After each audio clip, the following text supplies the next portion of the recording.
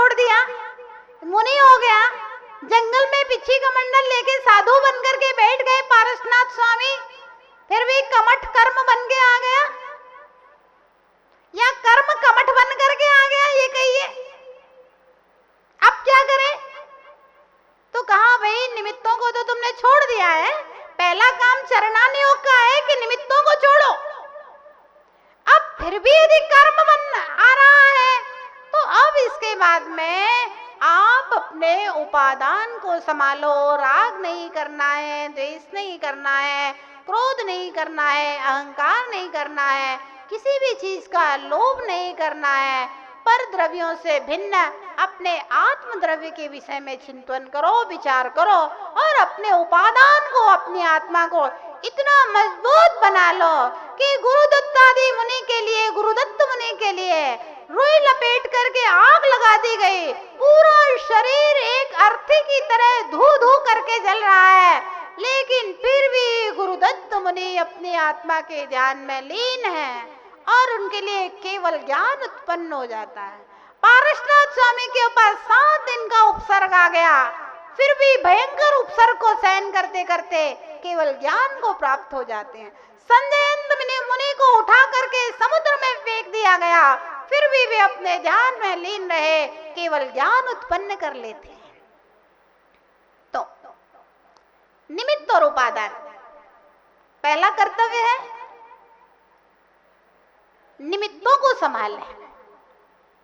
पहला कर्तव्य है निमित्तों को संभालें, और दूसरा कर्तव्य उपादान का भी ध्यान रखना पड़ेगा। कभी कभी लोग कहने लगते हैं कि माता पिता ने अच्छे संस्कार नहीं दिए इसलिए संतान बिगड़ गई।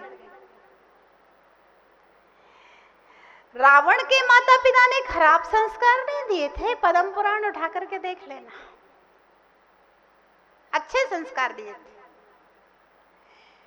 कुणक के माता पिता श्रेणिक और चेल्ला ने खराब संस्कार नहीं दिए थे, अच्छे संस्कार दिए थे। कंस के पिता उग्रसेन के बहुत अच्छे संस्कार थे, खराब संस्कार नहीं थे। संस्कार अच्छे देने के बाद में भी उस जीव का उपादान, उस जीव का तीव्र कर्म का उदय उसको बिगाड़ देता है। और कई जगह संस्कार देने का तो कर्तव्य माता पिता का है ही, संस्कार ना दे तो वो माता शत्रु, पिता बैरी है उस संतान के लिए। लेकिन संस्कार देने के बाद में भी अगर संतान ना सुधर पाए, संस्कार देने के बाद में भी उसकी नियति वैसी नहीं है, उसका वैसे ही कर्म का उदय है, तो उस समय भैया विपरीत वृत्तो माध्यस्थभावम संक्लेश मत करो। लेकिन संस्कार देने का कर्तव्य तो आपका है, अपने आप कुछ नहीं होगा और कुसंस्कारों का भी प्रभाव पड़ता है। अगर गलत संस्कार मिले हैं तो बहुत बड़ा प्रभाव पड़ता है। ध्यान रखना, उपादान तो पावरफुल बहुत कम लोगों का होता है, 5% 10% लोगों का उपादान पावरफुल होता है, और बाकी जो 80-90% जो लोग होते हैं ना, वो तो जैसी गंगा बह रही है वैसे ही गंगा में बहने वाले हैं। संसार में आप देख लीजिए, मजबूत उपादान वाले, चाहे दुराचार का हो चाहे सदाचार का हो, सदाचारी मजबूत उपादान वाले लोग बहुत कम होते हैं और दुराचारी मजबूत उपादान वाले भी कम होते हैं। से जो 90% लोग होते हैं, ये तो गंगा गए सो गंगा दास, जमुना जाए सो जमुना दास हो जाती हैं ये तो अच्छे संस्कार, अच्छा माहौल, अच्छा वातावरण, ये हमारे उपादान को प्रभावित करने वाला होता है। ये हमारे अच्छे संस्कार, अच्छी आदतों को डालने वाला होता है। तो ध्यान रहे, माँ बाप का कर्तव्य है कि अपनी संतानों में अच्छे संस्कार दें, अच्छी शिक्षाएं प्रदान करें। संसार में 2 प्रकार के लोग मिलते हैं सांप सीढ़ी के खेल में। एक तो लंबी लंबी सीढ़ियां होती हैं कि 20 से सीधे 50 पे पहुंच गए, और लंबे लंबे सांप भी होते हैं। अच्छे सदा माता पिता मिल जाए तो वो सीढ़ियों का काम कर देते हैं, बच्चे को बहुत जल्दी ऊंचा पहुंचा देते हैं। और यदि दुराचारी मिल जाए मित्र तो बच्चों को सांप की तरह डस करके नीचे पहुंचा दिया। तो परिणाम कभी उच्च कोटि के होते हैं और परिणाम कभी निम्न कोटि के होते हैं। निश्चित रूप से विज्ञान इस बात को स्वीकार करता है, हम जो सुनते हैं, हम जो देखते हैं, उसका प्रभाव हमारे ऊपर पड़ता है, पड़ता है, पड़ता है। मोबाइल में जैसे चित्र देखेगा वैसे परिणाम बनेंगे। चौराहे पे लगे हुए जैसे तस्वीर देखेगा, जैसे पोस्टर देखेगा, तुरंत परिणामों में परिवर्तन होता है। जैसे शब्द सुनेगा, जैसे दृश्य देखेगा, वैसे परिणाम नियम से बनते हैं। क्योंकि मैंने कहा ना, 90% लोग कमजोर उपादान वाले होते हैं। गंगा जाए गंगादास, जमुना जाए यमुनादास। तो विशुद्धि और संक्लेश, इन दोनों चीजों को समझना परम आवश्यक है। क्योंकि जैन दर्शन का सार, जैन दर्शन का मूल, जैन दर्शन का मोक्ष और जैन दर्शन का पतन और उत्थान विशुद्धि और संक्लेश के ऊपर निर्भर है। बताया था, क्रिया से ज्यादा महत्वपूर्ण क्रिया के पीछे छिपा हुआ इंटेंस, क्रिया के पीछे छिपा हुआ लक्ष्य हुआ करता है, और उस लक्ष्य में विशुद्धि और संक्लेश छिपा रहता है। कितनी विशुद्धि है, कितना संक्लेश है। कल के प्रवचन में बताया था, खाना तो जामुन खे और भूख मिटाना थी। एक कहता है कि जड़ से पेड़ को उखाड़ दो, दूसरा कहता है स्कंद से उखाड़ो, तीसरा कहता है डाल को उखाड़ो, चौथा कहता है गुच्छे तोड़ लो, पांचवा कहता है पके पके फल तोड़ लो, और छठा कहता है जमीन में पके हुए फल पड़े हैं, इनको उठा करके खा लो, तोड़ने की जरूरत ही कहां पड़ी है। ये है उपादान की योग्यताएं, क्षमताएं, विशुद्धि और संक्लेश का मानचित्र है ये सब। आज हम देखेंगे कसायों से अनुरंजित जो योगों की प्रवृत्ति होती है, उसमें नीचे से चलते हैं। अंधकार, घोर अंधकार में जो कृष्ण लेस्या है, काले रंग की है, ध्यान रखना, परिणामों का रंगों से बहुत बड़ा संबंध हुआ करता है। हाँ, कुछ लोगों की पसंद काले कपड़े पहनने की होती है, तो निश्चित रूप से वे संक्लेश परिणामी होंगे, जिन्हें काला रंग, डार्क रंग, बैगनी, नीला नीला रंग पसंद होगा। और बहुत सारे लोग धवल वस्त्र पसंद करते हैं, लाइट वस्त्र, पीले कलर के कपड़े पसंद करते हैं, सफेद कपड़े, सफेद वस्तुएं पसंद होती हैं। तो निश्चित रूप से कहीं ना कहीं भावों में विशुद्धि, कसाय की मंदता होना चाहिए। व्यक्ति की पसंद से, व्यक्ति के चाल ढाल से, व्यक्ति के रहन सहन से उसके बारे में बहुत कुछ जाना जा सकता है। किसी के चेहरों को देखते हैं और उसके हुलिये को देखते हैं तो बहुत सारी चीजें तो मात्र फेस रीडिंग से है और उसके रहन सहन से समझ में आ जाता है कि ये आदमी कैसा है, ये व्यक्ति कैसा है। तो काला रंग जिसको संकेत दिया गया है, ऐसे कृष्ण लेस्या के परिणाम, कृष्ण लेस्या के भावों के विषय में आचार्य भगवंतों ने लिखा है, आर्त रौद्र सदा क्रोधी, मत्सरो धर्म वर्जिता, निर्दयी वैर संयुक्तो, कृष्ण लेस्या युतो नरः।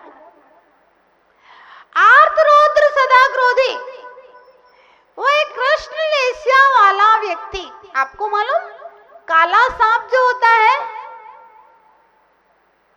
कोबरा सांप जो काला होता है, वह ज्यादा जहरीला हुआ करता है।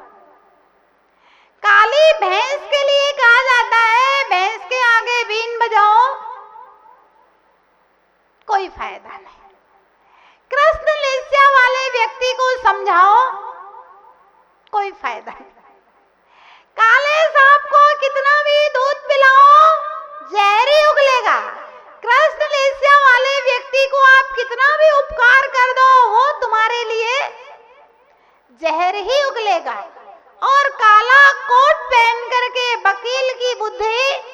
काली हो जाती है, वह कुत्ते को बिल्ली और कुत्ता बिल्ली को कुत्ता सिद्ध करने के लिए अपनी बुद्धि को लगाने लगता है। ध्यान रखें, कृष्ण लेस्या के परिणाम, काले भाव जिनको नाम दिया गया है भगवान महावीर के द्वारा, बहुत खतरनाक। कृष्ण लेस्या वाले व्यक्ति को समझाना अशक्य है, समझ में नहीं आएगा। उसको देखने का प्रयास करें कि कृष्ण लेस्या के परिणाम कैसे। यद्यपि नारकियों में लेस्याएं फिक्स हैं, छठे सातवें में कृष्ण लेस्या होगी, पहले दूसरे तीसरे तक कापोत लेस्या है, चौथे पांचवें में नील लेस्या है। लेकिन मनुष्य है और कर्म भूमि का मनुष्य है, हम लोगों में एक क्षण में कृष्ण लेस्या हो जाए तो दूसरे क्षण में पीत लेस्या हो जाए, तो पता चले तीसरे क्षण में शुक्ल लेस्या हो जाए, फिर कहो चौथे क्षण में फिर से नील लेस्या पर आ जाए। हमारे यहाँ परिणाम ऊपर नीचे नीचे ऊपर, बिल्कुल जैसे समुद्र की लहरें नहीं होती हैं, आई और फिर गई, आई और फिर गई, इस तरह से निरंतर चलता रहता है। अब हमें देखना है कि कृष्ण लेस्या के भाव के समय जीव के परिणाम किस प्रकार के होते हैं। देखिए, इन परिणामों को समझने के लिए शास्त्रों को पढ़ने की जरूरत नहीं है। शास्त्रों से तो आप मात्र छोटे छोटे से सूत्र उठा लीजिए। अगर आप अखबार उठा करके देखेंगे ना, तो आपको बहुत सारे उदाहरण इन परिणामों के विषय में मिल जाएंगे, बहुत सारे उदाहरण मिल जाएंगे। सैकड़ों उदाहरण मात्र आप डेली का जो अखबार की हेडलाइन पढ़ते हैं उतने में समझ में आ जाता है। आर्त रौद्र सदा क्रोधी, आर्त ध्यानी, रौद्र ध्यानी और एनी टाइम क्रोध से लिप्त रहने वाला, मत्सरो धर्म वर्जिता, मात्सर्य और धर्म से रहित, इस प्रकार से क्रोध को नहीं छोड़ने वाला वह कृष्ण लेस्या का धारी जीव होता है। अब सबसे पहले मुझे देखना है ये आर्त ध्यान क्या होता है, फिर देखेंगे रौद्र ध्यान क्या होता है। आर्त, आर्त शब्द अर्ति से बना है। अर्ति का तात्पर्य होता है दुख, कष्ट, पीड़ा, तकलीफ, वेदना, परेशानी, ये आर्त शब्द के अर्थ है। अर्थात दुख के समय जो ध्यान होता है, पीड़ा के समय जो संक्लेश होता है, कष्ट के समय जो संक्लेश होता है, वह आर्त ध्यान कहलाता है। उस आर्त ध्यान के विषय में भगवान महावीर ने उसे 4 प्रकार का कहा है। आदमी को पीड़ा कब कब होती है, मात्र 4 बातों में घटित कर दिया है, ज्यादा भ्रमण करने की जरूरत नहीं। इष्ट वियोग, अनिष्ट संयोग, वेदना और निदान, बस 4। अब हम देखेंगे इष्ट वियोग क्या होता है। इष्ट, जो मुझे अच्छा लगता है, जो मेरा उपकार करता है, जिससे मेरे स्वार्थ की सिद्धि होती है, जिससे मेरी विषय वासनाओं की इच्छाओं की पूर्ति होती है, जिसे मैं चाहता हूँ, जिसे मैं अपने जीवन के लिए आवश्यक वस्तु मानता हूँ, वो सब मेरे लिए इष्ट है। चाहे धन हो, संपत्ति हो, जमीन जायदाद हो, पत्नी हो, पति हो, बच्चे हो, माता पिता हो, संबंध हो, मेरा मान सम्मान प्रतिष्ठा हो, जो भी है, चाहे वह शरीर ही क्यों ना हो, जो जो मुझे अच्छा लगता है, मेरे स्वार्थ के लिए आवश्यक है, मैं अपने जीवन के लिए जिसको चाहता हूँ, वह सब मेरे लिए इष्ट है। और अगर उस इष्ट का वियोग हो जाए तो